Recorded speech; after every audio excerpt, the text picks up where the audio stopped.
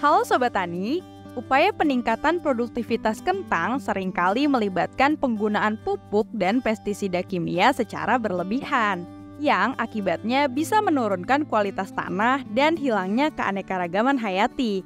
Oleh karena itu, perlu pendekatan pertanian yang lebih berkelanjutan dan ramah lingkungan agar dapat menjaga keseimbangan antara kebutuhan pangan dan kelestarian lingkungan. Yuk kita bahas gimana sih cara menanam kentang yang ramah lingkungan dan berkelanjutan. Tonton video ini sampai habis ya, jangan sampai kelewatan.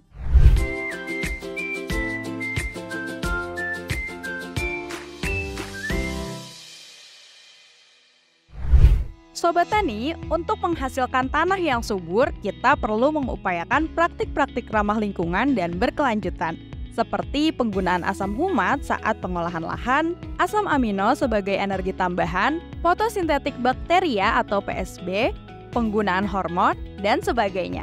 Langsung saja kita bahas satu persatu ya. Kita mulai dari yang pertama, asam humat. Asam humat merupakan hasil ekstraksi dari bahan organik seperti tumbuhan dan hewan yang bisa digunakan sebagai alternatif untuk pupuk kandang atau kompos. Nah, kalau tanah kita sudah kaya akan asam humat, itu artinya tanah kita akan menjadi sangat subur karena asam humat bisa meningkatkan ketersediaan nitrogen di dalam tanah. Selain itu, asam humat juga berfungsi dalam efisiensi pemupukan N melalui perlambatan pelepasan nitrogen menjadi nitrat, sehingga tanaman dapat menyerap nitrogen lebih banyak. Wah, keren banget ya sobat! Jadi, untuk budidaya kentang yang lebih ramah lingkungan dan berkelanjutan, kita bisa banget nih mengaplikasikan asam humat ke lahan kentang saat proses persiapan tanah. Tepatnya sehari sebelum tanam. Caranya gampang, cukup aplikasikan 2 gram per liter asam humat dengan cara disemprotkan ke bedengan.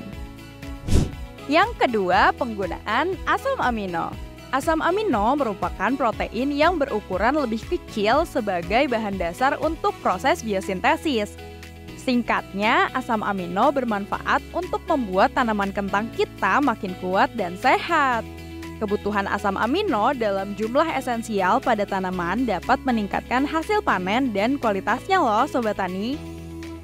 Gak hanya itu, tanaman dengan kandungan asam amino yang cukup dapat membentuk ekstrak pektin di antara dinding sel sehingga lebih tahan banting nih kalau ada serangan hama. Nah, untuk pertanaman kentang, kita bisa kasih asam amino pada 42 hari setelah tanam, pertumbuhan vegetatif, dan 63 hari setelah tanam pertumbuhan generatif. Dosisnya cukup 3 ml per liter aja ya. Caranya seperti yang tadi Mimin sebutkan, tinggal semprotkan aja ke daun tanaman. Gimana? Gampang kan? Selanjutnya yang gak kalah terkenal nih dari praktik budidaya kentang ramah lingkungan dan berkelanjutan. Iya, penggunaan fotosintetik bakteria atau bakteri fotosintesa atau disebut juga PSB. PSB merupakan bakteri autotrof yang dapat berfotosintesis karena memiliki kemampuan seperti klorofil pada tanaman dan melakukan proses fotosintesis. PSB ini juga bisa nangkep energi matahari buat bahan bakar fotosintesis. Jadi benar-benar jagoan deh buat bantu tanaman kita tumbuh sehat.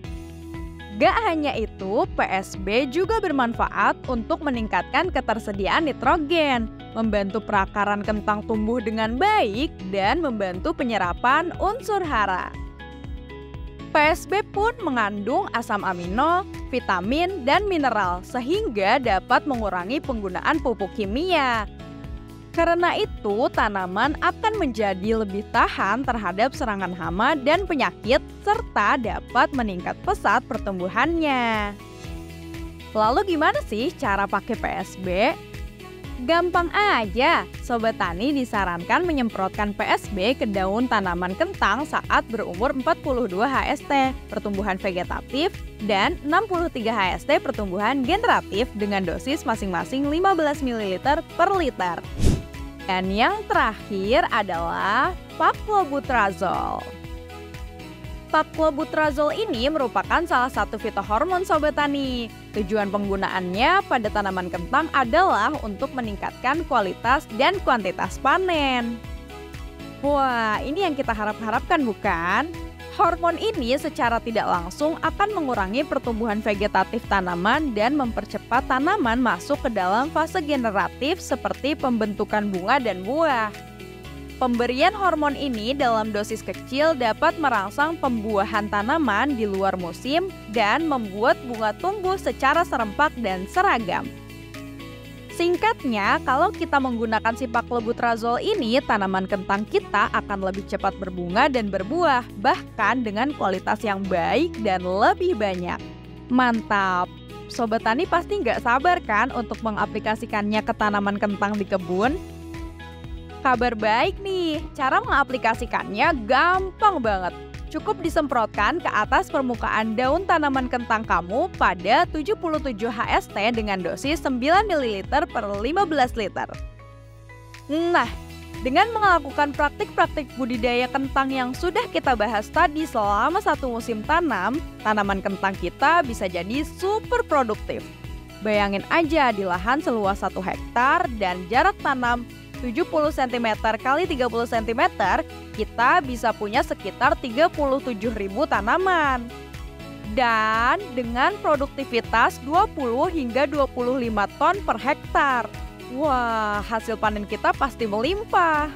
Gimana Sobat Tani? Masih ragu melakukan budidaya kentang ramah lingkungan dan berkelanjutan? Tunggu apa lagi? Yuk praktikin sekarang. Kapan lagi kan merawat tanaman dengan keuntungan berlipat sekaligus menyuburkan tanah dan melestarikan alam?